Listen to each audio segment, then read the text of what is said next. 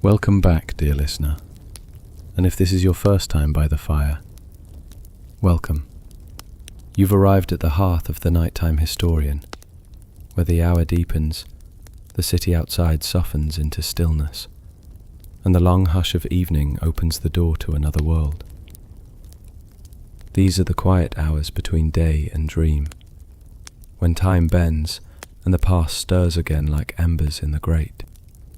Before we begin tonight's story, I invite you, if you wish, to leave a comment and share where you're listening from. Perhaps it's a dim apartment with the glow of streetlights brushing the curtains. Perhaps a cabin where rain drifts across the roof. Or a room filled with the steady rhythm of another sleepless night.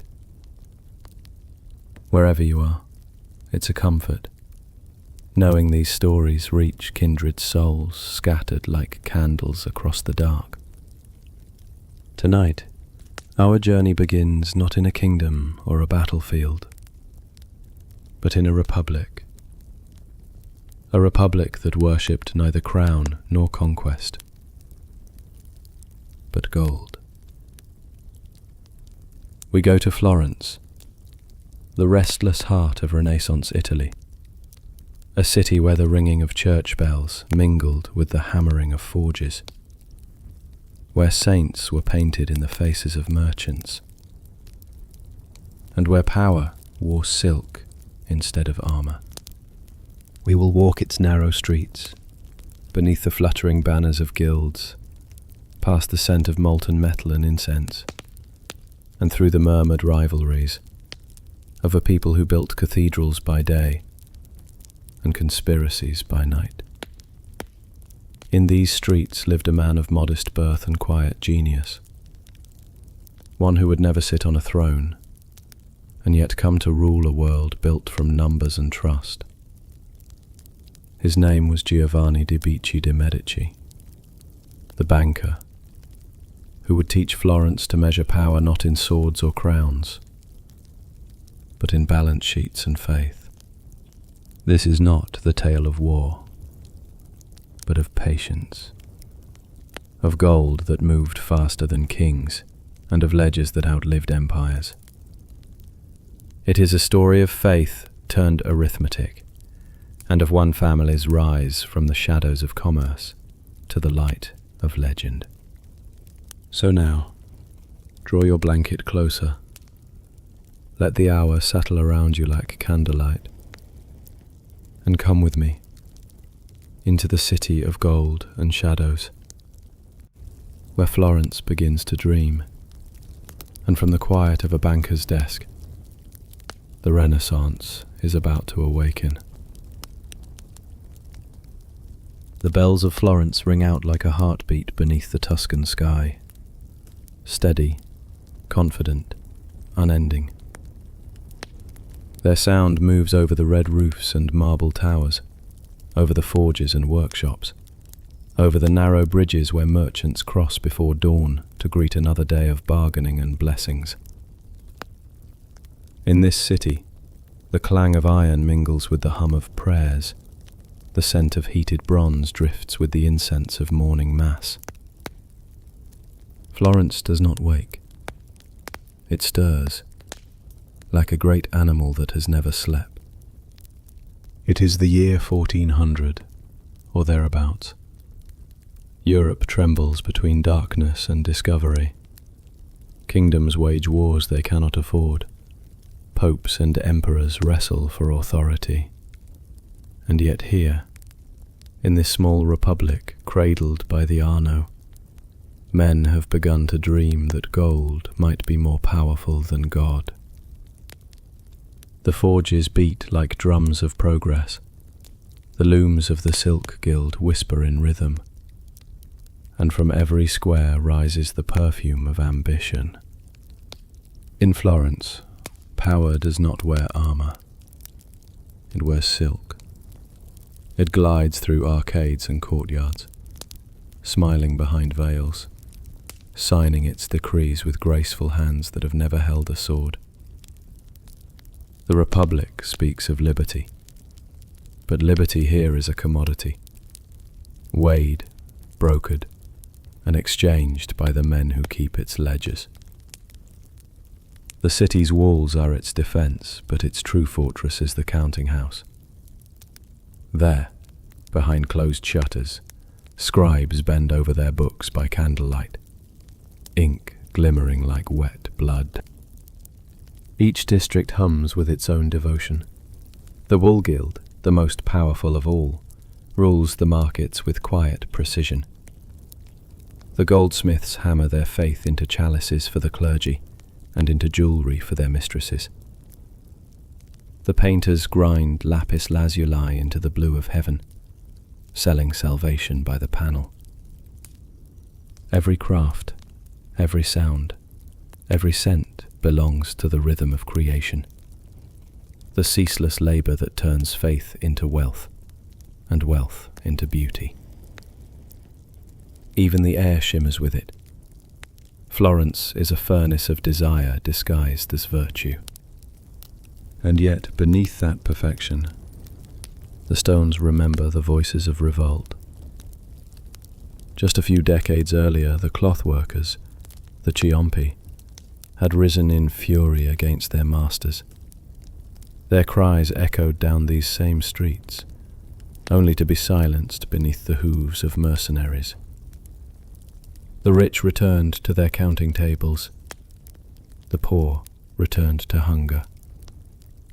Since then, Florence has learned to conceal its violence in elegance. It kills now with loans and votes, not with blades. The golden florin, the city's heart, crosses the continent like a pilgrim. It buys English wool, Venetian spice, Roman absolution. Every coin bears the lily of Florence and the promise of its purity. But purity is a word best left to poets. The banker knows that every florin changes hands only by staining another. Commerce here is not sin nor salvation. It is a faith of its own, older and more enduring than either. To rule such a city, one does not need armies. One needs trust, and the patience to build it grain by grain, signature by signature. That is the quiet art of Florence. Its princes are merchants, its generals are accountants, its saints are men who balance their books before their souls. A single well-timed loan can bend a council's vote. A well-forgiven debt can win a man's eternity. Among these invisible rulers, there is a name few yet speak with reverence, though many will one day whisper it with awe. Medici. Their emblem, a handful of red spheres upon a field of gold, hangs discreetly over a narrow doorway off Via Larga. Some say the balls recall coins, others the pills of the apothecary their forefathers once were. Whatever their origin, they promise remedy, for illness, for debt, for misfortune itself. Among the city's bankers, one man bears the name with uncommon grace. Giovanni de Bicci de Medici, a man of plain speech, careful manners, and an unreadable gaze. He does not stride the piazza like a conqueror, nor dazzle the courts with wit or display. He walks with the measured calm of one who listens more than he speaks, whose eyes weigh the worth of men faster than their words can reach him. He has learned that the richest coin in Florence is confidence, and he intends to mint it for himself. Around him the city glows. The marble of the cathedral catches the sun, scaffolds crawling with workmen who believe they are building for God, though it is gold that truly funds the heavens. Brunelleschi sketches impossible designs for a dome that defies both gravity and reason. Artists argue in taverns about geometry and salvation. Monks debate Aristotle beside merchants who have never opened a Bible. Florence has become an alchemy of contradictions, each one gleaming with beauty, each one built on debt. Giovanni passes through it all like a shadow among flames. To others he is courteous, forgettable, even dull, a modest banker of limited means. Yet behind his quiet gestures moves an intellect tuned to the invisible. He understands that power in Florence is not seized, but invited, that the city loves those who pretend not to rule it, that wealth, like water, flows best unseen. And so he waits, patiently, silently, as fortunes rise and fall around him. The Albizzi boast of lineage, the Strozzi flaunt their palaces, and the Signoria preaches the sanctity of balance. But Florence, restless and radiant, is already changing its allegiance. Its future belongs to those who can read the hidden arithmetic of desire, who can shape the world not with weapons, but with numbers and grace. The sun descends over the Arno, spilling gold upon its waters. Traders close their stalls, priests lock their sacristies, and the city exhales. In the fading light, Giovanni stands upon the bridge and watches the current glide toward the sea. The reflection of the unfinished dome ripples beside him. Half promise, half prophecy. He lingers there, his hand resting lightly on the parapet, as if counting the flow of destiny itself. Before long, his signature will steady the fortunes of popes and kings. His gold will rebuild churches, topple rivals, and redefine faith itself. But for now, he remains one man among thousands, patient, observant, invisible. Florence breathes around him, the city of gold and shadows, where power wears silk and keeps its books balanced. While other men built armies, Giovanni built trust, and trust was worth more than gold. He was born into one of the lesser branches of the Medici, a name that carried more history than fortune. In the narrow streets of Florence, where family crests were weapons, that difference mattered. The Medici of Giovanni's line were not the palace builders or council leaders of old. They were traders, apothecaries, and modest money changers who moved quietly through the markets. Their house on Via Larga had once been painted bright, but the colour had long since faded. His father, Averardo, kept his accounts in a small ledger that smelled faintly of herbs and lamp oil, and his mother taught him that silence was the safest answer in a city where every word was a coin to be spent or saved. Giovanni's childhood was unremarkable by Florentine standards. A world of church bells, bargaining voices, and the rhythm of daily debt. Yet even as a boy he watched people as others studied scripture. He learned that a merchant's handshake could tell more than his oath, and that the smallest hesitation in the counting of coins could reveal an entire history of deceit. Where his companions dreamed of knights or saints, Giovanni dreamed of precision, of keeping the world's chaos in perfect balance on a page. When he came of age, he was apprenticed to Vieri de Cambio, one of Florence's most respected bankers. A man whose desk was the true altar of the Republic. The young apprentice entered the workshop with quiet awe, shelves heavy with ledgers, parchment rustling like dry leaves, the air rich with the scent of ink, beeswax, and dusted coin. Here, Giovanni learned what power truly looked like. Not the raised banners of the Albizzi or the silk of the Strozzi, but the neat handwriting of a man who could make princes wait for his approval. Vieri was a stern teacher. He demanded precision in numbers and serenity in conduct. A banker, he told his apprentices, must never sweat, even when others bleed. Under his watch, Giovanni learned more than arithmetic. He learned patience, the art of listening without revealing judgment, of offering help in a way that made the borrower loyal rather than grateful.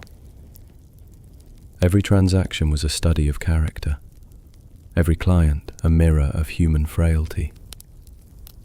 The coins themselves mattered less than the invisible thread they wove between men. In those early years, Giovanni began to understand what Florence did not, that money could move faster than armies and bind tighter than laws. He watched as the bank's letters of credit travelled farther than any caravan, crossing mountains and seas with the promise of value carried in mere words. He saw how trust, fragile, invisible, immeasurable, could become the foundation of empires.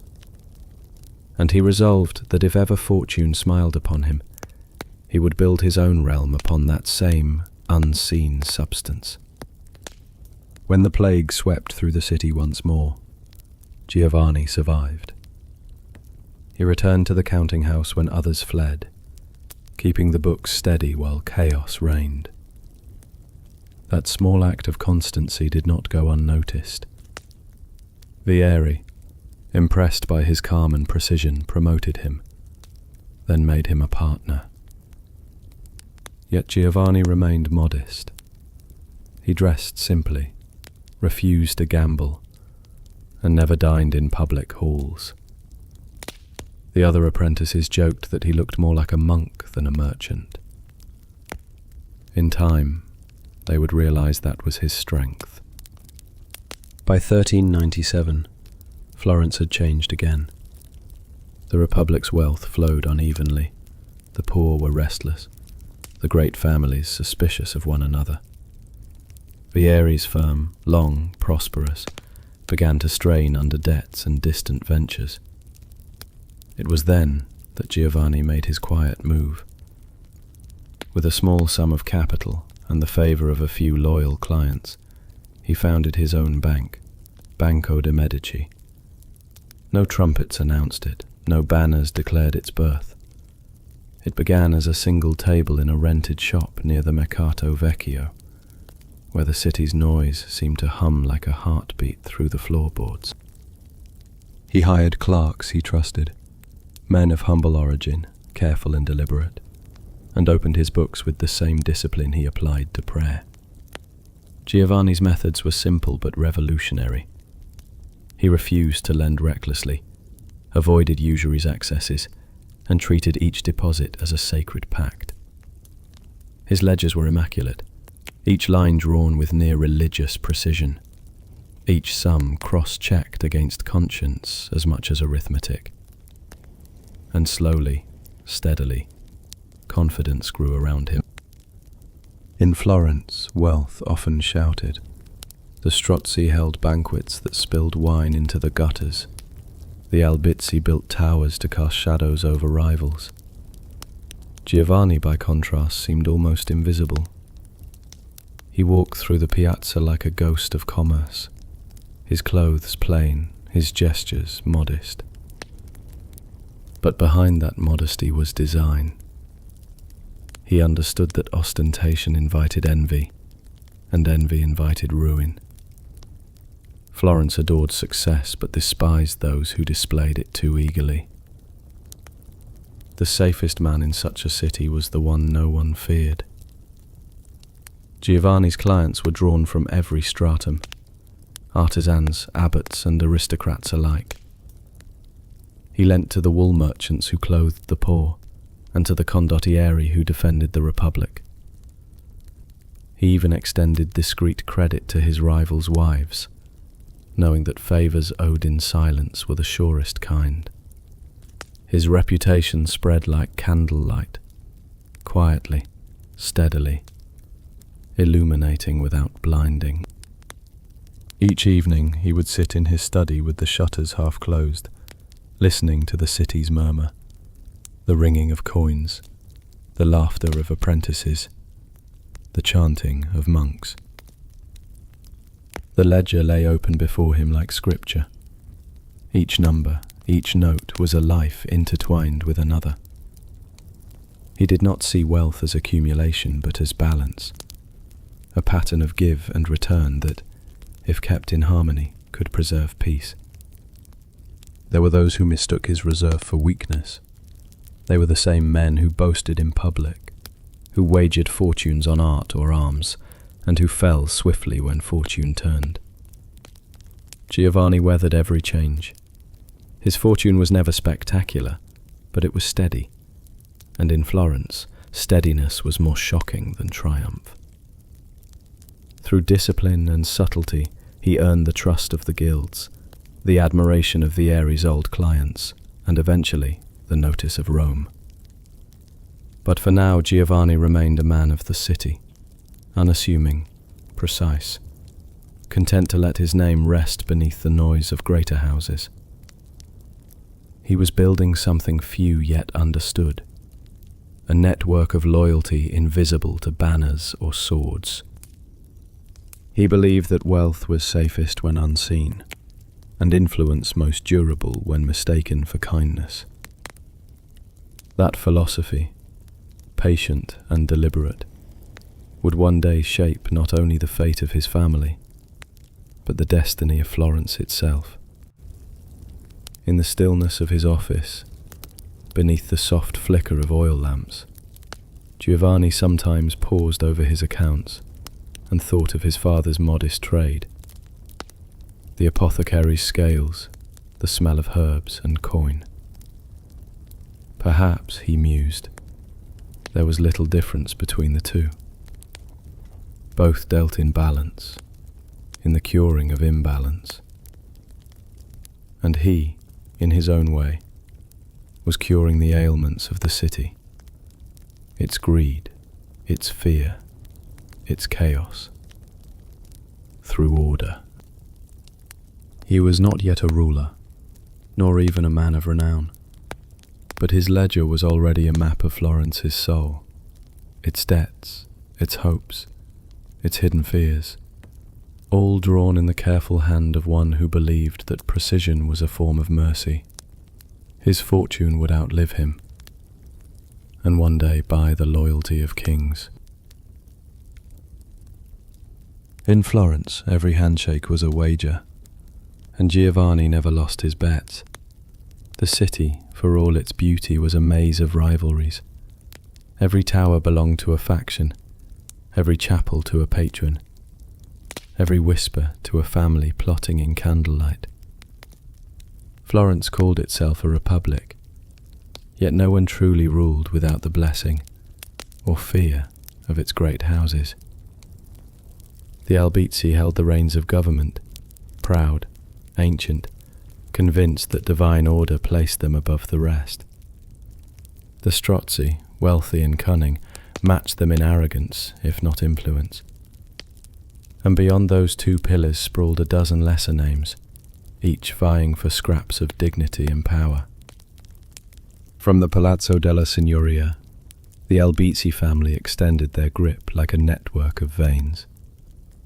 Their allies filled the councils, their banners guarded the gates, and their spies lingered even in the markets. Theirs was a rule of sophistication, tyranny disguised as civic duty. They paid for the festivals that lit the piazzas, sponsored altarpieces that bore their faces as saints, and endowed hospitals that cured the wounds they themselves inflicted through policy. The Strozzi, for their part, countered with pageantry, processions that glittered through the city, banquets where poets sang of liberty while servants poured wine into silver goblets. Giovanni watched them all.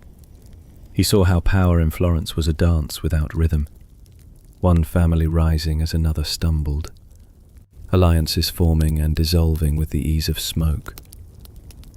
He had no seat among them, no claim to their grandeur, but he understood the mathematics of survival. Influence, he realized, was not a straight line. It was a circle, and the man who stood just outside it could see its turning better than those trapped within.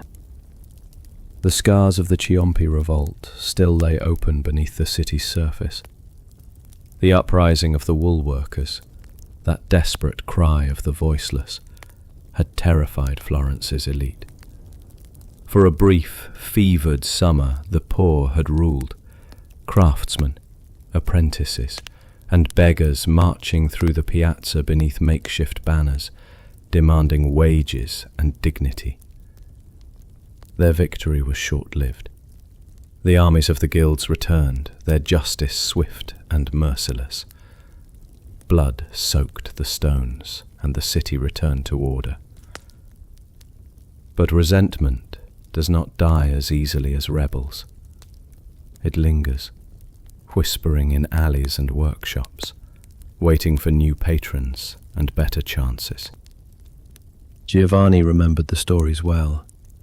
He had been a boy when it happened, watching the chaos from behind shuttered windows. Now, as a man, he saw how that unrest still coloured every decision of Florence's rulers. The Albizzi and Strozzi ruled by fear, but fear bred fragility. The Signoria, the governing council, changed hands every 2 months, a carousel of ambition meant to prevent tyranny, but serving mostly to keep everyone suspicious. In such a climate, discretion was not merely a virtue, it was survival. Giovanni's bank began to thrive precisely because he refused to choose a side. The Albizzi needed credit for trade. The Strozzi required loans for their lavish entertainments. Smaller merchants sought his aid to avoid ruin in the wake of both. Giovanni gave freely, but never foolishly. He lent modestly to each, always ensuring his clients' debts never outweighed their gratitude. When factions clashed, as they often did, his ledgers remained untouched, his name unspoken in accusation. Florence began to realize that the Medici were safe hands, hands that never trembled even when the city shook. His neutrality was an illusion, of course, one he maintained with the precision of a clockmaker. When the Albizzi demanded favours, he complied with polite hesitation. When the Strozzi sought advice, he offered just enough to make them think themselves clever. He played both against their own vanity, never directly, never cruelly, only through the quiet patience of numbers. Where others courted power, Giovanni courted equilibrium. He knew that in Florence, the winner of one month became the exile of the next. Behind every transaction, he saw the pattern of human weakness. The Albizzi, for all their lineage, were insecure, desperate to preserve the illusion of order. The Strozzi, for all their wealth, were reckless, eager to flaunt what they should have hidden. Giovanni, neither noble nor proud, stood apart from both. He saw Florence not as a hierarchy, but as a board, a vast, living chessboard, and he, the quiet player, moved his pawns unseen. His calm earned him allies among the guilds, those unglamorous custodians of the city's true power. The bankers, the dyers, the money changers, all whispered his name with a mixture of respect and relief. To them he was steady, incorruptible, reliable. In a city of fiery tempers, his moderation felt like mercy.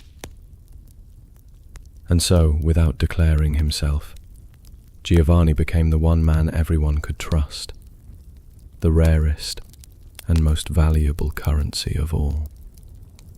But Florence demanded more than competence. It demanded appearances. Giovanni knew that without social standing, no amount of skill could secure a future for his lineage.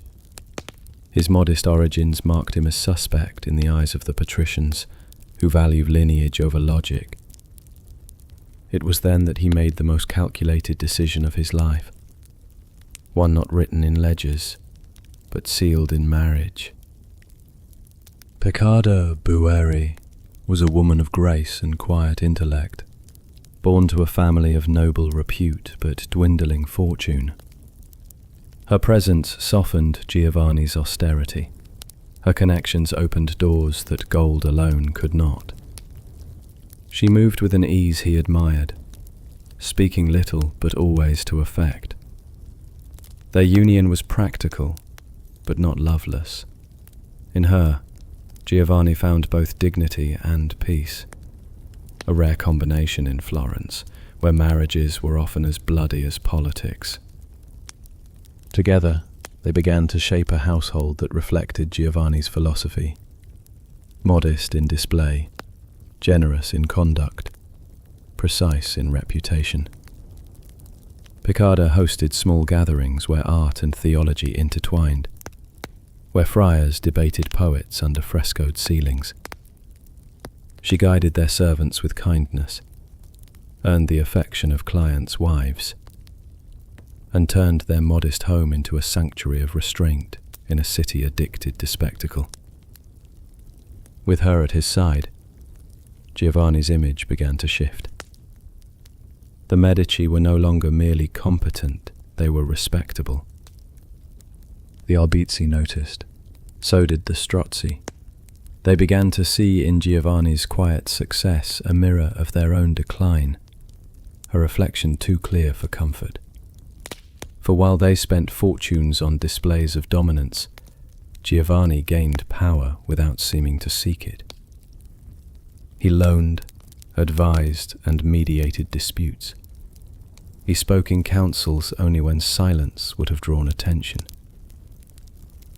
Florence began to whisper that the Medici were touched by fortune itself, a dangerous compliment in a city where envy could kill faster than plague. Still, Giovanni remained unmoved. He knew the danger of visibility. He instructed his clerks to keep the family's dealings discreet, their profits reinvested rather than flaunted. No new palaces, no gilded carriages, no grand processions. His wealth was a shadow art, a thing that thrived unseen. The Albizzi held titles, the Medici held promises, and promises, Giovanni knew, were the threads from which Florence was truly woven. When disputes erupted, over taxes, trade routes, or papal allegiance, Giovanni became the city's quiet intermediary.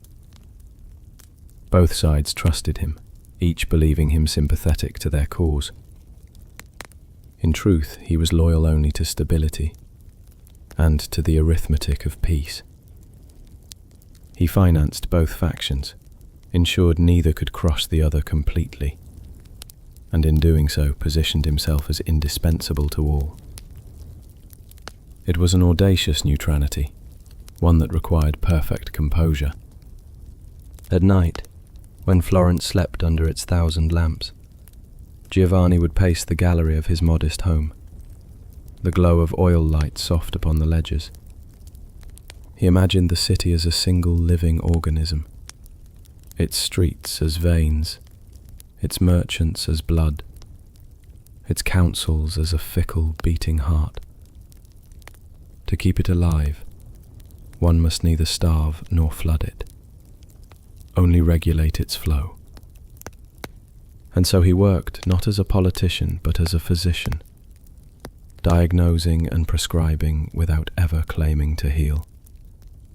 Florence continued to glitter in gossip, unaware that its quietest banker was already its steward. His reputation grew not through rumour but through absence, for in a city where everyone spoke, Giovanni's silence became a kind of authority. Yet he also knew that silence could not protect him forever.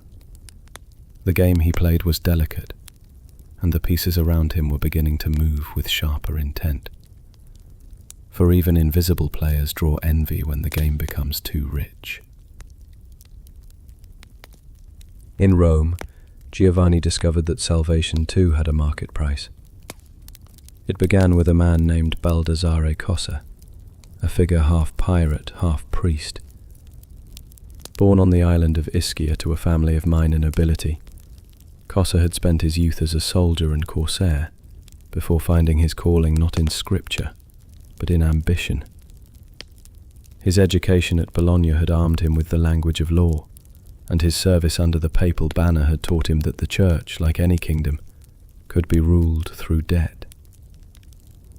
By the time Giovanni first met him, Cossa had risen high in the Curia, shrewd, unpredictable, and already whispering of higher crowns.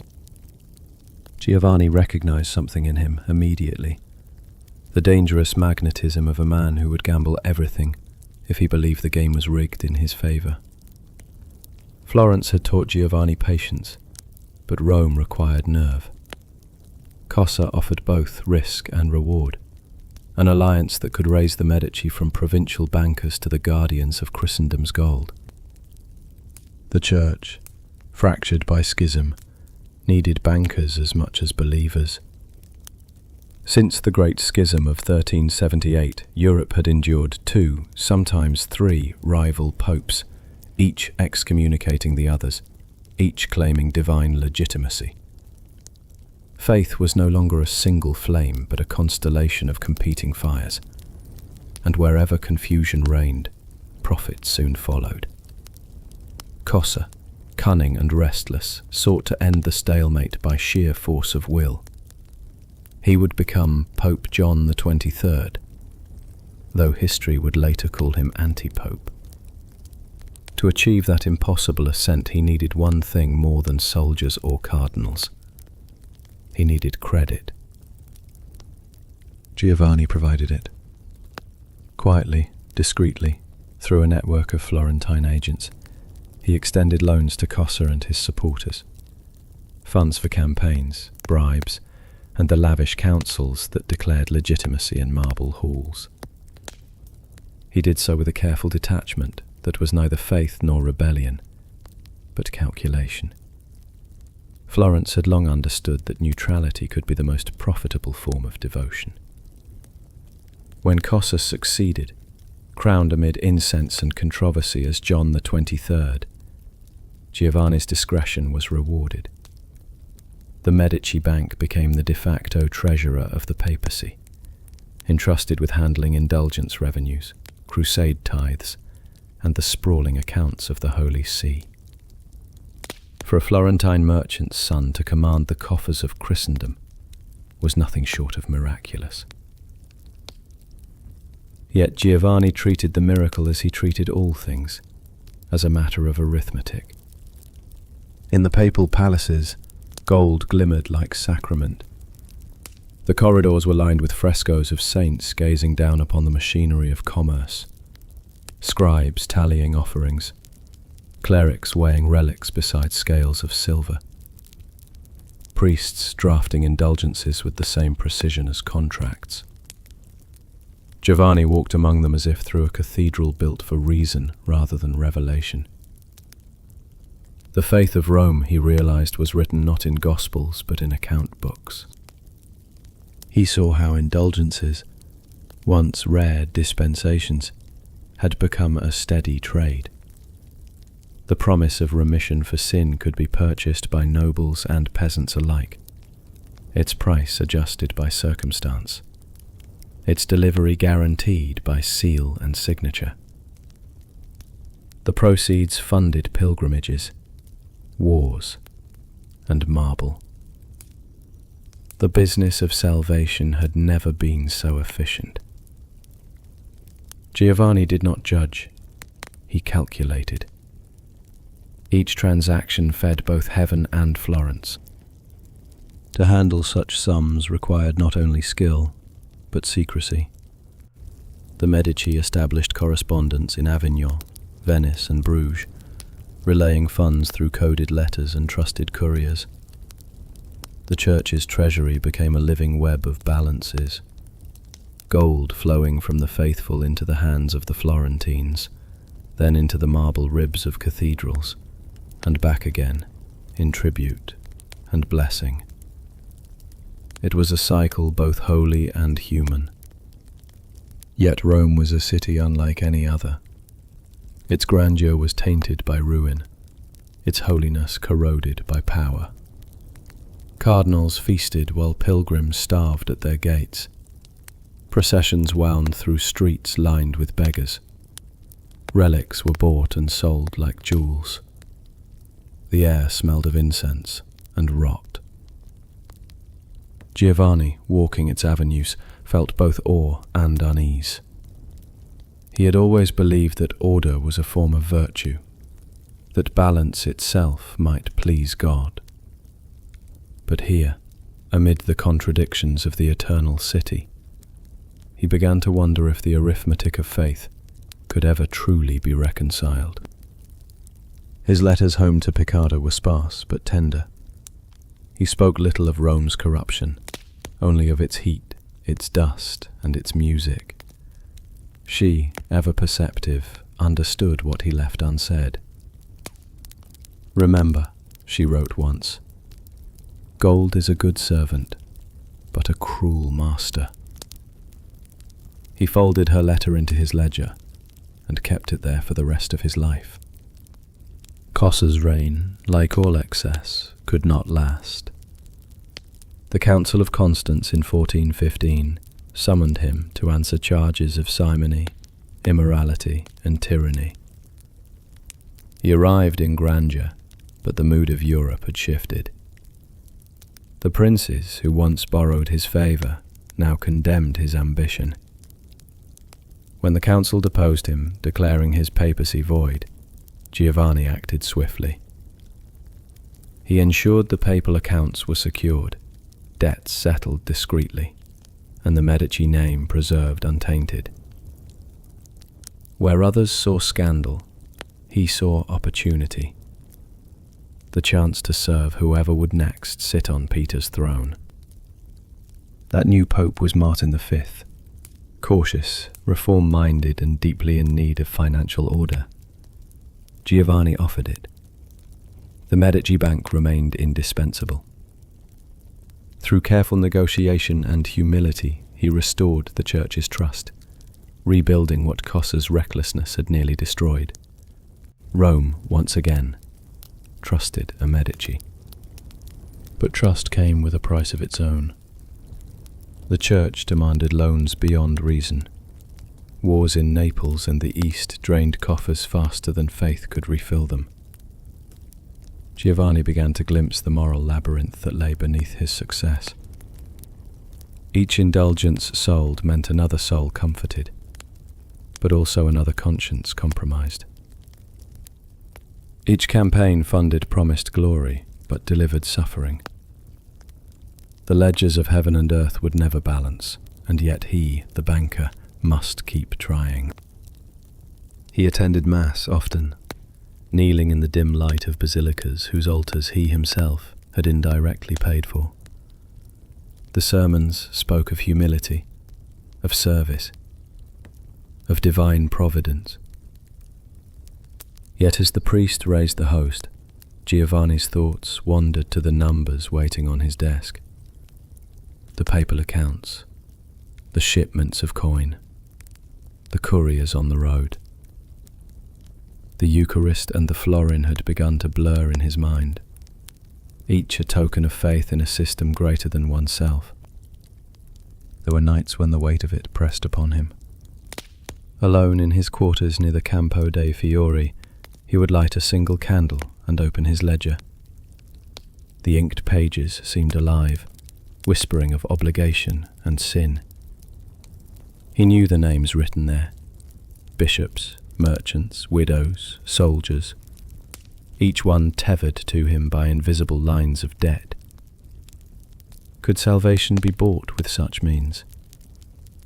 Or was he merely keeping the books of damnation? He did not pretend to know. Instead, he returned to the only order he trusted: the symmetry of figures, the logic of exchange. Faith, he decided, was not in contradiction to commerce. It was its reflection. Both required belief in what could not be seen. Both promised redemption through discipline. If men needed indulgences to sleep at night, he would provide them, so long as his sums remained pure. In time, Giovanni returned to Florence, older, wealthier, and quieter.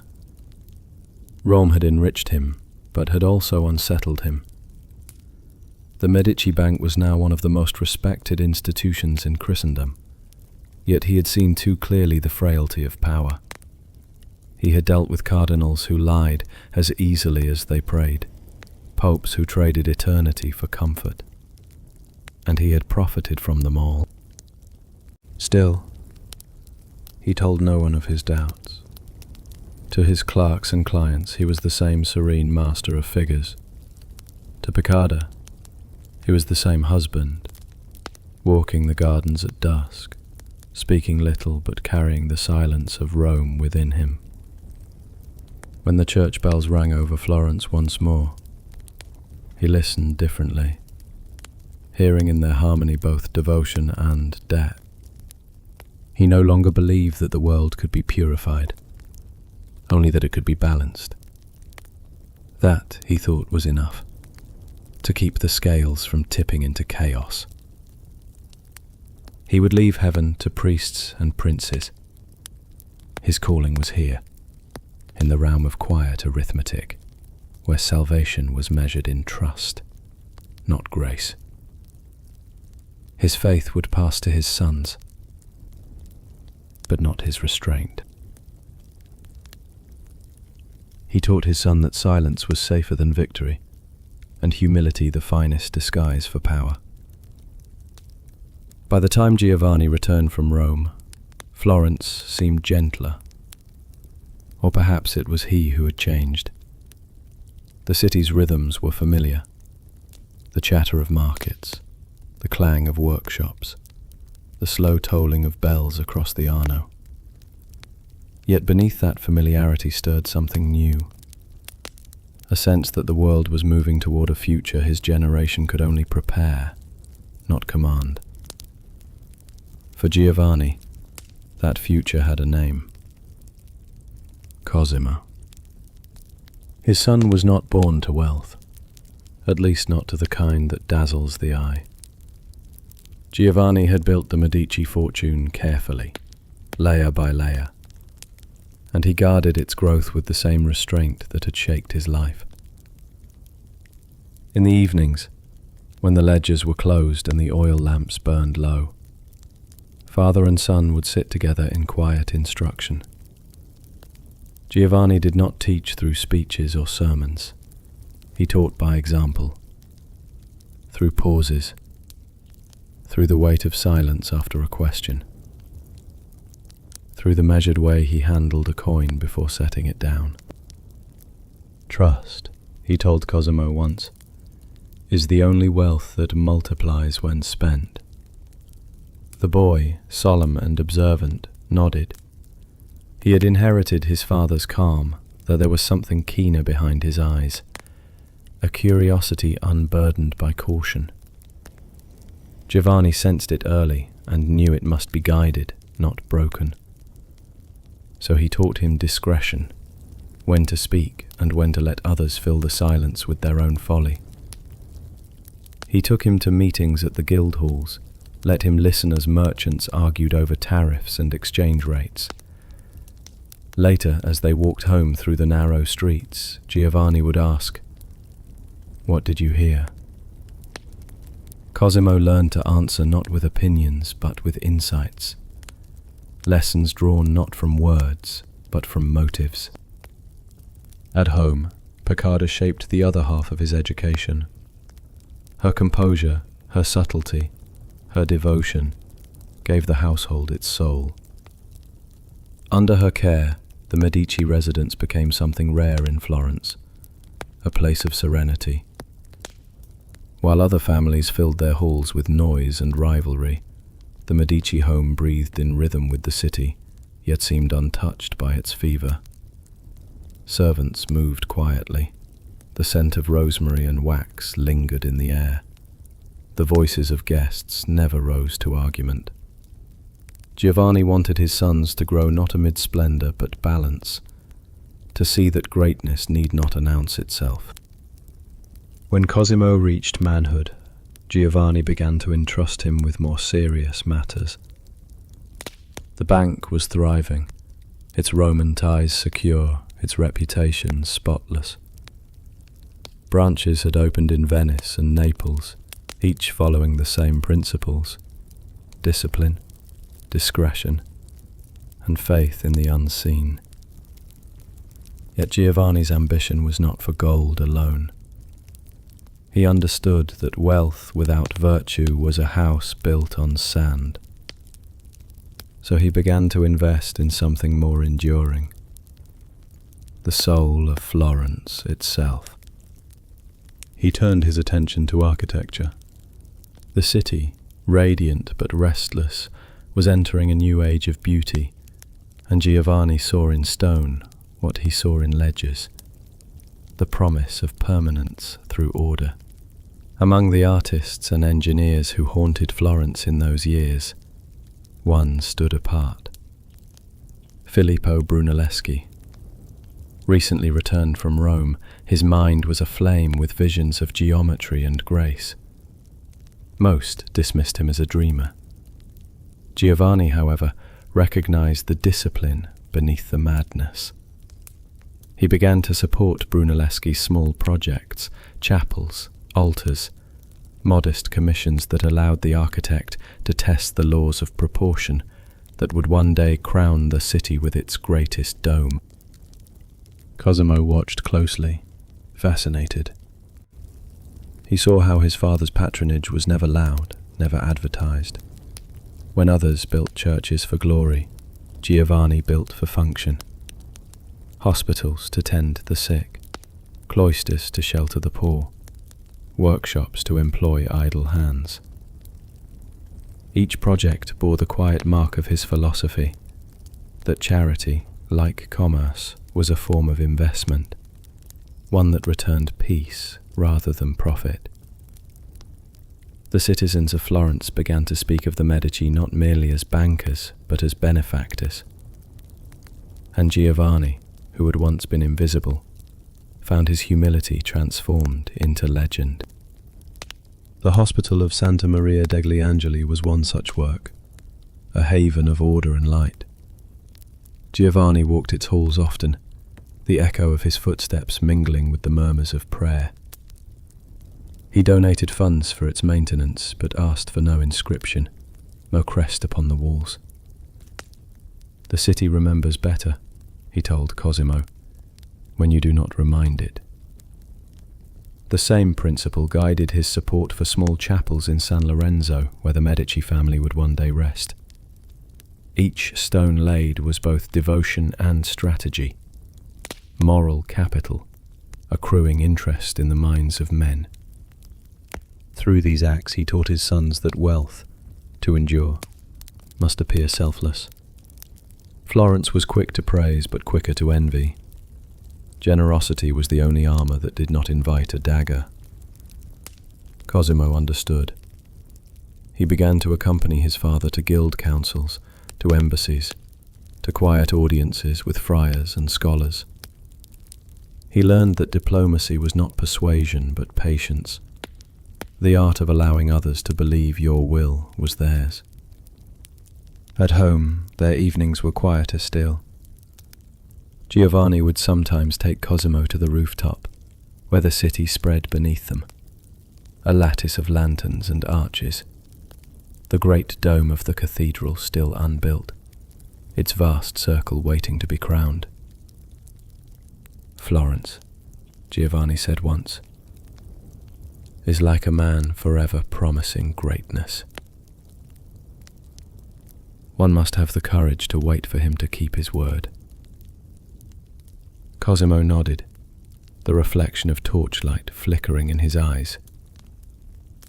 "And if he does not?" he asked. Giovanni smiled faintly. "Then we remind him." As the years deepened, Giovanni's household became the quiet centre of a growing web of trust. Artists found in him a patron who asked for no flattery. Clerics found in him a friend who neither preached nor judged. Even his rivals conceded, grudgingly, that he embodied the virtues Florence claimed to revere but rarely practiced. He lent where others threatened, forgave where others sought vengeance. Yet beneath that gentleness lay the same unyielding discipline that had built his fortune. He never allowed his sons to mistake benevolence for weakness. When disputes arose among merchants, Giovanni listened carefully, speaking last. Justice, he told them, is simply mathematics in disguise. He taught Cosimo that fairness was not an ideal, but a calculation, a balance between mercy and necessity. Such thinking would later define an era, but in those days, it was merely the wisdom of a father who had seen too much of ambition's ruin. The Medici household itself was a reflection of that wisdom. Its walls were plain but immaculate, its furnishings crafted for use rather than display. The family dined simply, preferring conversation to spectacle. Visitors often left puzzled, expecting grandeur and finding moderation. Yet that modest facade was the truest measure of Giovanni's success. Florence's powerful men were prisoners of their own appearances. Giovanni was free within his. He began in those final years to withdraw from public life, letting Cosimo take on the weight of representation. The young man moved through Florence with quiet confidence, already respected for his intelligence and charm. Where Giovanni had once observed, Cosimo now engaged. He visited workshops, studied art and theology, and spent long hours with Brunelleschi discussing the divine geometry of domes. Giovanni watched all this with pride, tempered by caution. He saw in his son a spark that would one day ignite the city, and with it, the dangers of brilliance. In the evenings, when Florence's towers were lit by sunset and the Arno burned with reflected gold, Giovanni would sit beside Piccarda in the courtyard, the air heavy with lavender. "He will be greater than I," he said once, half to himself, "and that will be his burden." She smiled softly, her hands folded in her lap. "Then you have done well," she replied. Cosimo listened, and would one day rule Florence without wearing a crown. When Florence's knives came out, Giovanni answered with generosity. For years he had built his fortune quietly, lending when others demanded, forgiving when others fought, mediating quarrels that might have undone the Republic. Yet in a city like Florence, success was never a shield. It was a beacon, drawing admiration first, and resentment soon after. The Medici name, once whispered as a promise of fairness, began to be spoken with suspicion. Too many owed them money. Too many saw in Giovanni's composure the outline of a power they could not define, and thus could not tolerate. The Albizzi were the first to take notice. Proud, aging, certain of their right to rule, they looked upon Giovanni's quiet rise as a kind of insolence. He had no noble title, no ancestral palaces along the river, no seat in the councils by birthright. And yet merchants, guild masters, even friars now turned to him for guidance. To men who believed that dignity flowed from lineage, Giovanni's influence was heresy. To them, he represented the unthinkable, a Florence governed not by inheritance, but by merit. They began as their fathers had, with whispers. The Medici, they said, had grown too close to Rome, their wealth stained with the sins of simony, their accounts swollen with papal gold. Some claimed the bank manipulated the exchange rates to favour its allies, others that Giovanni's charities were bribes in disguise. The accusations mattered less than the echo they produced. Florence had always thrived on rumour. It was its true bloodstream. Giovanni's response was simple.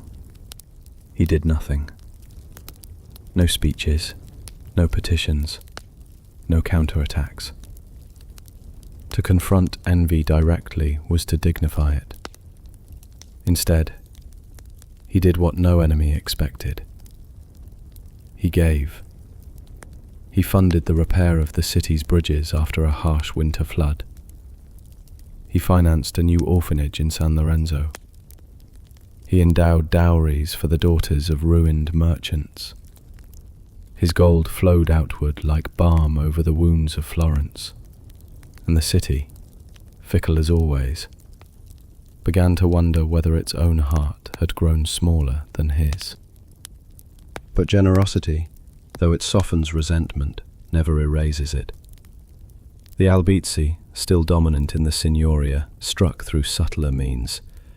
They tightened regulations on banking, imposed levies on foreign exchange, and launched investigations into the moral conduct of Florence's financiers.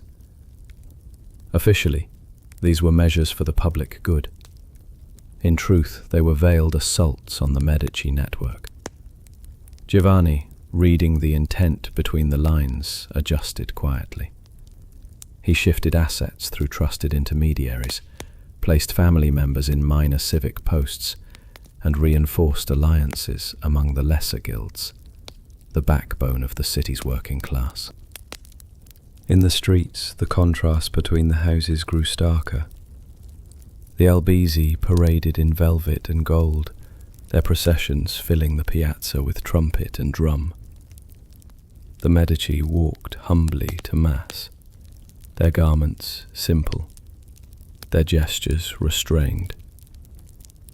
But the people noticed something deeper than fabric. They noticed composure. They saw a family unshaken by insult, a patriarch who returned slander with arms. And they began, slowly, to shift their loyalty. The festivals of Florence were the stage upon which that transformation unfolded. During the Feast of St. John, the city's patron, Giovanni sponsored public games, archery contests, horse races, and feasts for the poor, all at his own expense. The Albizzi scoffed, calling it pandering.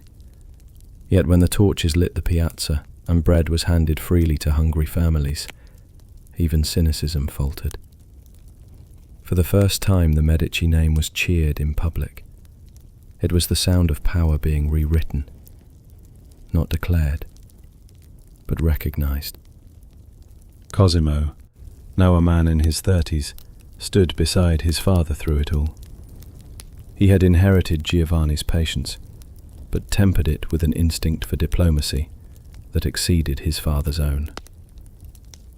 When envoys from Lucca or Venice arrived, it was Cosimo who greeted them, warm, attentive, impossible to read. Giovanni watched him with quiet pride and faint unease. His son possessed the same balance of restraint and insight, but also a charisma that drew attention.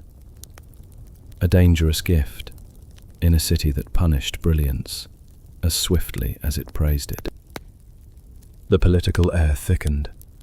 The Albizzi tightened their control over the councils, ensuring no decision passed without their approval.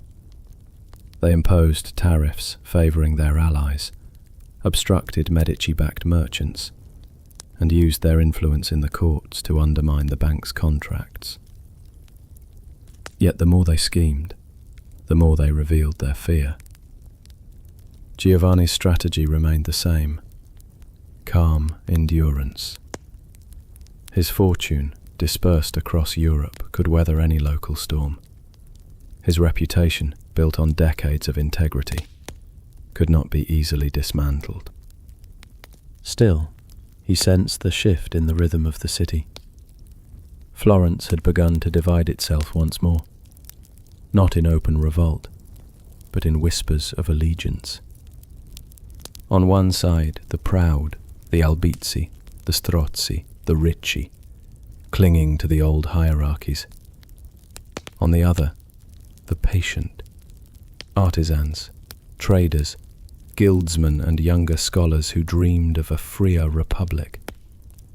Giovanni did not lead them, but his example gave them a symbol, the notion that influence could be wielded without tyranny. In council meetings, Giovanni spoke seldom, but listened intently. His words, when offered, carried the weight of inevitability. A republic survives, he once told the priors, when its rich remember humility, and its poor remember hope. Some took it as philosophy, others as warning. The Albizzi, blind to subtlety, heard only challenge. They struck again, this time through propaganda. Pamphlets appeared in taverns and marketplaces, accusing the Medici Bank of manipulating the city's coinage. They claimed Giovanni's almsgiving was a mask for ambition, his modesty a performance. But rumour is a delicate weapon. Once loosed, it cuts both ways. For every accusation, someone answered with a story of his generosity, of debts forgiven, or apprentices rescued from ruin. Slowly, the public narrative turned against the accusers. Giovanni's answer was to give even more. He commissioned a modest new sacristy for San Lorenzo, a space of pure geometry and light, entrusting the design to Brunelleschi, the same visionary he had supported years earlier. It was not ostentation, it was statement. Where the Albizzi built fortresses, the Medici built harmony. The lines of stone, the balance of proportion, all spoke his philosophy, that true strength lay in equilibrium, not in force. Florence, ever sensitive to beauty, began to understand. The old order, with its towers and armories, looked crude beside the grace of a chapel born from mathematics and faith. Even those who despised the Medici felt the pull of their vision, the quiet promise that stability could be beautiful. Yet Giovanni knew better than to believe the tide would remain gentle. Fortune's wheel, he often reminded Cosimo, never stops turning. It merely pauses at the summit to remind its rider of the fall. He felt the strain of years now, his hair silvered, his step slower, his health marked by long nights of thought. But his mind remained sharp, reading the city as others read the stars. He saw the pattern repeating: envy, accusation, retribution. The eternal rhythm of Florence. One evening, as the bells of Santa Croce tolled vespers, Giovanni and Cosimo walked along the Arno. The water glimmered under torchlight, the sound of distant singing carrying from the piazza. "Remember," Giovanni said quietly, "a man may lose gold and regain it, but once he loses trust, no fortune will buy it back." Cosimo listened, silent. "Then we must never lose it," he said. His father nodded, eyes fixed on the river's slow current. "We will. Everyone does. But we must learn to earn it again before the city notices." The next day, the Albizzi moved against one of Giovanni's allies in the Guild Council, an open challenge meant to provoke. Giovanni refused to respond. Instead, he announced the funding of another public project, the paving of the Via Larga, the very street that ran past both Medici and Albizzi homes. The gesture infuriated his enemies. To the people, it was divine irony, the banker improving the very stones his rivals walked upon. By the decade's end, Florence had changed in ways even its rulers could not deny. The Medici were no longer merely bankers. They were the moral compass of the Republic. Their influence was not proclaimed, yet it touched every aspect of civic life. The Albizzi, still clinging to their titles, failed to see that the city's allegiance had already shifted. When the people spoke of Florence's stability, they spoke the Medici name beneath their breath. Giovanni, ever cautious, took no satisfaction in it. He knew how fragile reputation could be, how swiftly affection could turn to fear. He had built his life on moderation, but he also understood that moderation could not be inherited. The city would outlive him, and in that endurance lay both hope and danger. He looked to Cosimo and saw the coming storm, the promise of greatness, and the price it would demand. But his son would face a Florence far less forgiving. By the time Florence realized who ruled it, the city was already built in his image. There were no banners, no coronations, no decrees, only ledgers, thousands of them scattered across the known world, filled in the same careful hand that once trembled with a boy's first attempt at arithmetic. Giovanni de Bicci de Medici had built something no army could conquer and no council could contain, an empire of paper, ink and trust. It had no borders, yet it reached from London to Avignon, from Venice to Bruges.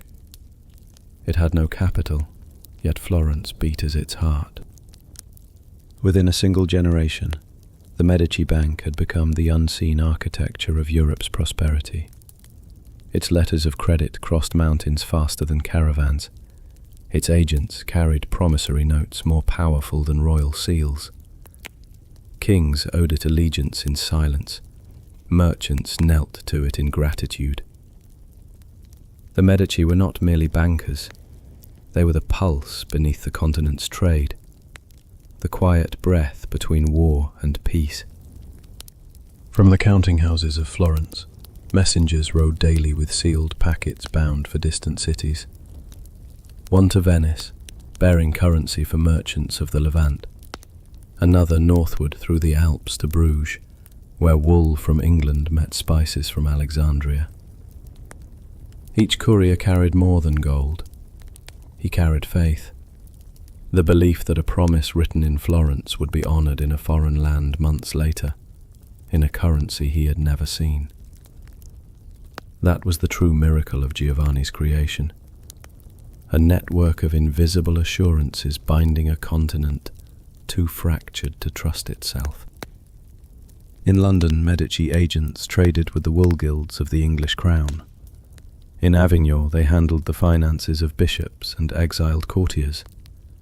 In Bruges, their clerks tallied the profits of the northern trade, their ledgers damp with the fog of the North Sea. Each branch operated as a reflection of Florence, disciplined, discreet, ruled not by decree but by reputation. The Medici name became synonymous with stability. Even when kings defaulted or republics fell, the Medici Bank endured, because it had mastered the art of remaining necessary to all and beholden to none. To sustain such reach required more than shrewdness. It demanded precision. Giovanni had refined a system of double-entry bookkeeping that turned chaos into clarity. Every transaction appeared twice, once as promise, once as fulfillment, a mirror of the moral order he imposed upon the world. Loss and gain, debit and credit, sin and redemption. Each had its place, its counterbalance.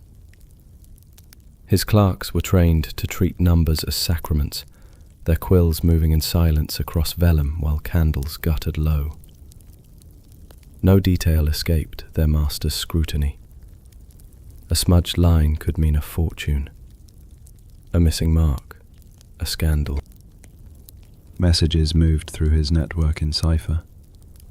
Each courier carried codes of symbols and abbreviations known only to the family's inner circle. If intercepted, they would reveal nothing but columns of meaningless figures. Giovanni trusted no seal, no wax, only discipline. Each branch wrote to him in the same form, the same tone, calm, factual, detached.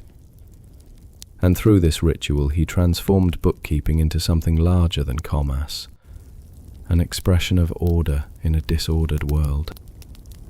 Florence reaped the harvest of this invisible empire. Its markets swelled with wealth. Its artisans found steady patrons. Its streets gleamed with new marble. The sound of chisels echoed through the dawn. Not the clangor of war, but the music of creation. From Medici gold rose arches, chapels and courtyards, the city remade as testament to proportion and grace. Brunelleschi's vision began to take form above San Lorenzo, stone by stone, like a prayer translated into geometry. Giovanni funded it without fanfare, calling it a good investment in the future. Artists thrived in his wake, the sculptors of Orsan Michele, the painters of the Baptistery, the builders of hospitals and cloisters. All drew wages from funds that had passed through the Medici hands. Yet Giovanni's name seldom appeared. He believed beauty, like credit, should circulate freely without claim to ownership. What mattered was that Florence became radiant, that the world saw its harmony and, unknowingly, saw his philosophy engraved within it. He often said that money was not meant to rest. It should move, like blood, giving life wherever it flowed. And in that circulation lay control. Through loans and deposits, through the granting of trust and the forgiveness of debt, Giovanni steered the course of princes and popes alike. He wielded influence with such quiet precision that even his rivals could not say where it began or ended. Florence had become his reflection, disciplined, industrious, endlessly self-correcting. In the council chambers, his advice carried weight even when unspoken. The Albizzi still held the highest offices, but their power had become ornamental. They built towers. Giovanni built systems. They counted titles. He counted interest. The true power of Florence no longer resided in palaces, but in ledgers. And those, line by line, bore the Medici signature. Even beyond Italy, rulers recognized the value of a Medici loan. The Duke of Burgundy, the King of England, merchants of the Hanseatic League, all corresponded with Giovanni's agents. His letters were carried across stormy seas, through snowbound passes, through cities where his face was unknown, yet his authority absolute. At times it seemed as though the very fabric of Europe, its wars, its peace, its cathedrals, was financed on his faith alone. Yet Giovanni never mistook wealth for permanence. He knew that empires built on trust could collapse with a whisper. The same merchants who praised him one year might betray him the next. The same allies who borrowed in gratitude might repay him with suspicion. And so he cultivated something rarer than fear: consistency. Where others demanded loyalty, he offered reliability. Where others threatened ruin, he extended grace. His empire endured because it did not rely on domination, only on habit. The habit of believing that a Medici promise was as good as gold. Florence, in those years, shone like a lantern in a darkened Europe. Its scholars debated philosophy under the arches funded by Medici credit. Its craftsmen wove silks destined for foreign courts. Its churches rose higher each season, as if reaching toward the divine. Yet in every column and fresco lay the residue of transaction. Faith and finance had become indistinguishable. Even the candles burning before the altars had likely been bought with money once lent to Rome. The city's soul was gilded, luminous, fragile, and utterly dependent on balance. In his later years, Giovanni began to withdraw from the daily operations of the bank. His clerks handled the figures. Cosimo oversaw the correspondence. The father now became the philosopher of the enterprise, the architect who had built the plan and now watched it sustain itself. He would sit for hours by the window of his study, overlooking the courtyard where apprentices hurried with scrolls and messages. "It breathes," he said once to Piccarda. "The bank, it breathes. Like a living thing." She smiled, though she sensed in his tone the weariness of creation, the knowledge that all living things, no matter how perfect, must someday change hands. Cosimo proved himself a capable heir, shrewd yet courteous, admired across the guilds. You moved through Florence with the poise of one who understood that influence required invisibility. Giovanni, watching, felt both pride and apprehension. His son possessed everything necessary to lead: intellect, patience, generosity. But he also carried something Giovanni had long buried: ambition. The father had ruled through moderation, through an art of self-effacement that made others believe themselves in charge. But Cosimo was of a generation born to greater vision, the Renaissance mind that sought to shape rather than preserve. Giovanni saw it in his son's eyes when he spoke of architecture, of cities remade in harmony and reason.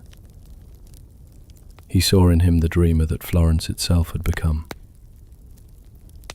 And though he loved him deeply, he feared what such vision might cost. For Giovanni knew that invisible empires, however perfect, could vanish without a trace. History favored those who raised their banners high, those who left monuments rather than balance sheets. His life's work, precise and delicate, depended on remembrance. Would the city remember him when the next crisis came? Would it remember the quiet man who had made its splendor possible?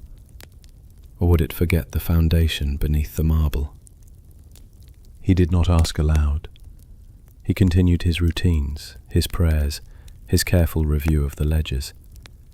Yet sometimes, as he walked through the cloisters he had funded, past frescoes glowing in candlelight, he wondered if humility itself might be a kind of disappearance. Power that hides too well risks being forgotten. He said nothing of this to Cosimo. A father must pass faith, not doubt. And so, in the quiet of his final flourishing years, Giovanni lived as he always had, invisible, indispensable, serene, the architect of an empire that no one could see, yet everyone depended upon. Yet power that hides too well risks being forgotten, until a son reclaims it. He left no crown, no throne, only a balance perfectly kept. By the spring of 1429, Giovanni de Bicci de' Medici felt the rhythm of his own life begin to slow. The city he had shaped thrived around him, markets humming, artisans working beneath scaffolds, scholars gathering beneath loggias to debate the nature of virtue. Yet within the quiet of his household, time had changed its pace. His hands, once steady enough to trace the smallest column of figures, now trembled faintly when he held a quill. His steps, once purposeful, had become deliberate. He moved through his home as through the echo of a life already completed. Florence, radiant and restless, seemed unaware of his fading. The Medici bank prospered. Cosimo oversake its affairs with ease. Letters arrived daily from London, Venice, and Avignon, bearing the seal of his agents. Each spoke of growth, of fortune, multiplying like spring wheat. Yet Giovanni knew that no ledger could truly reflect the cost of success. The city's gratitude, so easily offered, could turn to suspicion in a single season. Wealth was motion, and motion, left unchecked, could become collapse. He began to keep a different kind of record in those months, not of numbers, but of memories. In the still mornings he would sit by the window where the first light fell upon his desk, the faint sound of the Arno beyond the walls, and recall the paths that had led him here. The apprenticeship in Vieri de Cambio's counting house, the long nights over candlelight, the journeys to Rome. He remembered Baldassare Cossa and the papal intrigues that had tested his conscience, the letters from Piccarda's gentle hand, the young face of Cosimo looking up at him with trust unspoken. He thought often of balance, of the fragile symmetry he had tried to preserve between gain and grace. Illness came quietly. There was no single moment of collapse, only the gradual narrowing of his world. Meals grew smaller, days shorter. He spoke less, but when he did, his words carried the weight of ledgers long settled. Visitors came and went, merchants, priests, friends, all finding in him the same composure that had once steadied a republic. To each he offered the same faint smile, the same phrase: "Be patient with fortune. She always changes her mind." Cosimo remained at his side through it all. He had long since taken command of the family's affairs, but in the presence of his father he became once again the boy who listened more than he spoke. Each evening they would sit in the courtyard where lavender and cypress filled the air, and speak in half sentences, of trade, of art, of the unpredictable heart of Florence. "You have done what I never could," Giovanni told him once. "You have learned to be loved by those who envy you." Cosimo bowed his head. "And you have shown me how not to need love to lead." In those twilight conversations, the past and future of Florence seemed to overlap. Giovanni could feel his life folding back upon itself, every risk, every calculation, every quiet act of restraint now forming the pattern of something larger than he had intended. He realized, with a faint wonder, that power was never truly owned. It only passed through hands willing to carry it without trembling. The priests came often in those weeks, as they did for all men of means. Giovanni received them courteously, but his confessions were sparse. He spoke of no sin but pride, the pride of having thought himself a builder of order in a world meant for flux. "I have balanced much," he said to one, "but never the scale between faith and reason." The priest murmured reassurance, but Giovanni's expression remained distant. He was not seeking absolution. He was reconciling accounts.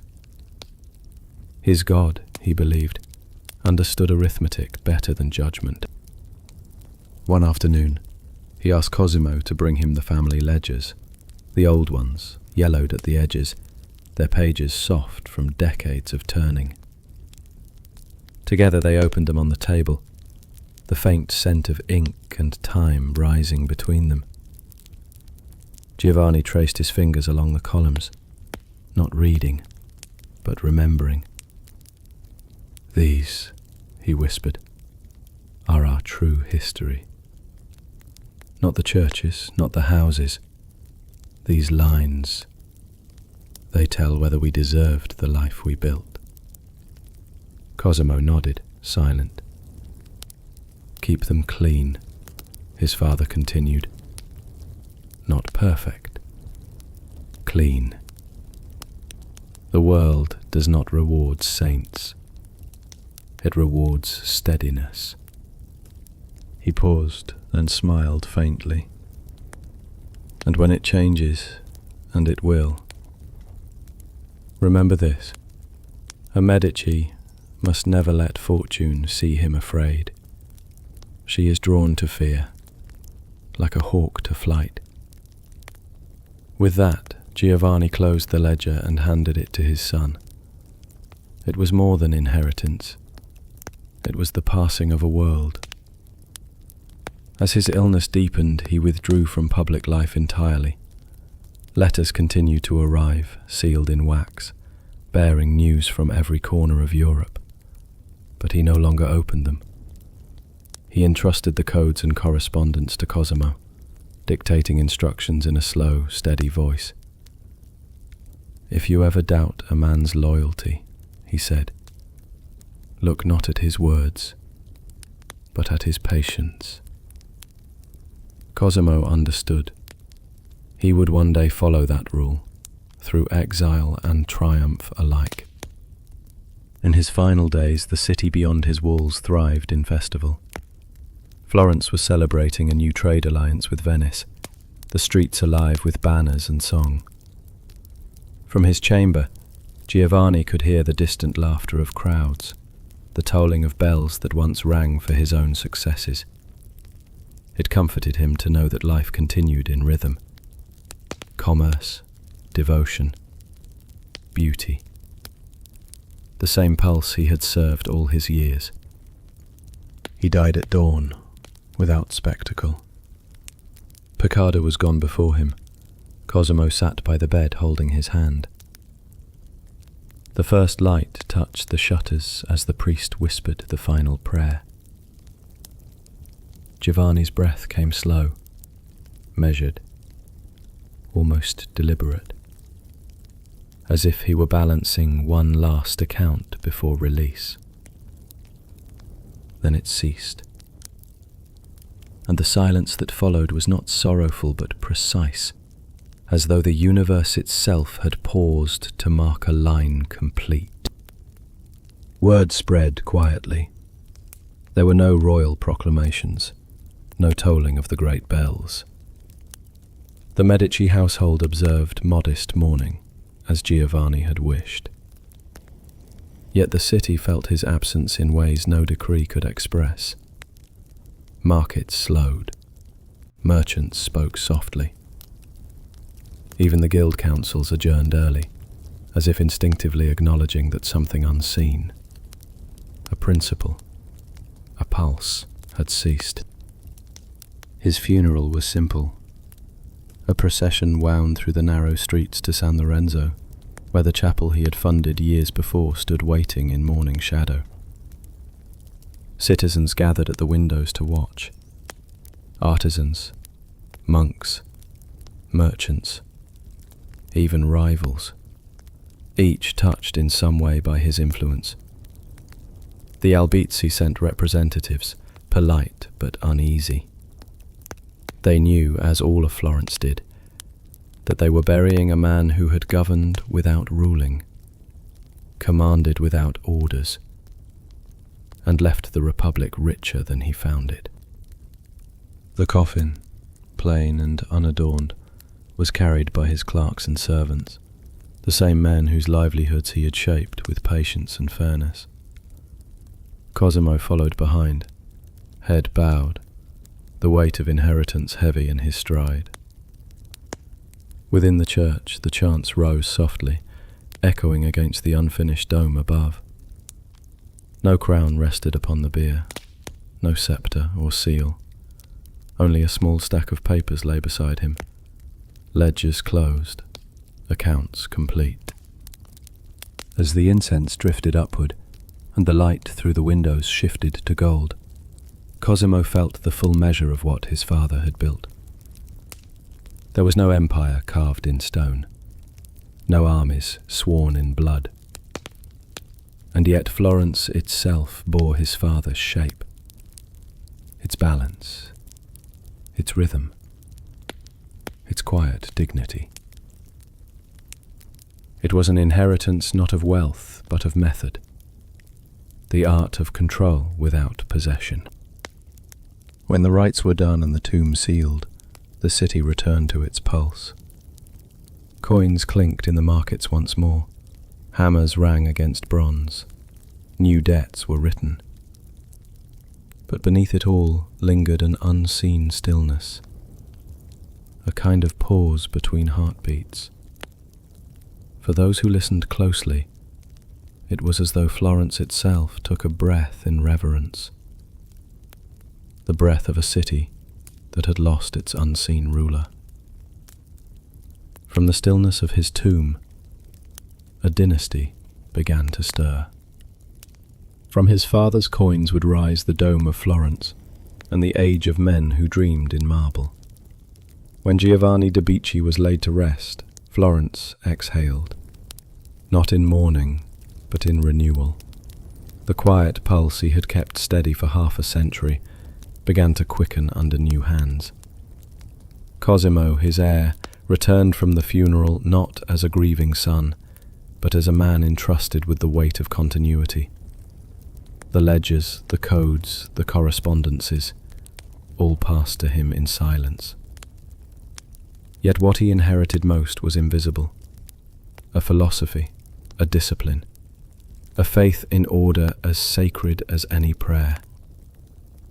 In the months that followed, the Medici bank continued as if its founder still watched from some unseen balcony. Transactions flowed without hesitation. Couriers rode the old routes. Clients spoke of Giovanni in the present tense.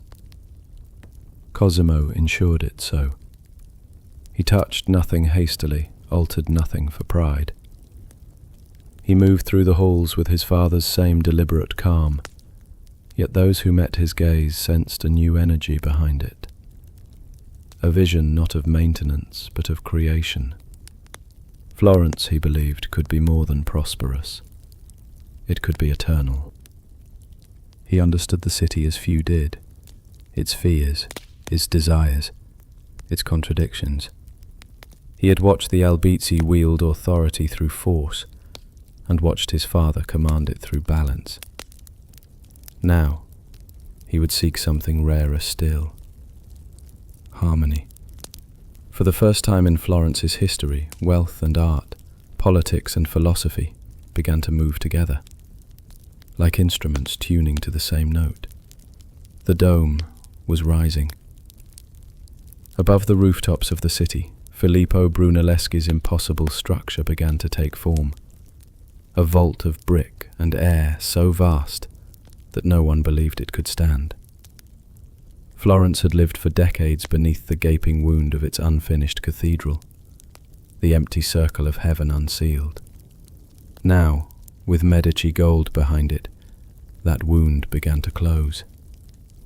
Cosimo visited often, walking the scaffolds with the architect, listening as Brunelleschi spoke of geometry and grace, of how weight itself could be taught to defy gravity through faith in design. "You and I," Cosimo once said to him, "build the same thing, only yours reaches higher." Each layer of brick, each measured angle, became an act of collective belief. The masons did not know it, but the rhythm of their hammers echoed the rhythm of the city's transformation. The dome rose not merely from mortar and stone, but from confidence. The same confidence Giovanni had placed in invisible things. Trust, patience, proportion. Where his father had balanced the counts, Cosimo now balanced an entire civilization. Florence bloomed around it. New workshops filled with sculptors and painters. Scholars gathered under Medici patronage to translate forgotten wisdoms of Greece and Rome. The old guilds, once divided by rivalry, found unity in creation. Even the markets seemed gentler, as if the city itself had remembered the virtue of rhythm over haste. The age of transaction was becoming the age of transformation. Yet beneath the grandeur, Cosimo never forgot the lessons of restraint. Each morning he read from his father's old ledgers, a ritual of humility. A balance kept, Giovanni had written once in the margins, is the truest monument. Those words, faint but enduring, guided Cosimo more than any decree. His fortune grew, but his demeanour remained simple. When others boasted of their ancestors, he spoke of craftsmen. When others raised towers, he built libraries. And in doing so, he began to weave the pattern of an era that would outlive them all. Florence was changing. Visibly, profoundly. The shadowed republic that once measured greatness in coin now began to measure it in beauty. Wealth no longer hid behind modest walls. It sculpted the air itself. Music drifted through courtyards at dusk, and frescoes bloomed upon plaster like revelations. The Medici name, still spoken with reverence, had become synonymous with the rebirth of the human spirit. Standing before the rising dome one morning, Cosimo felt the wind shift.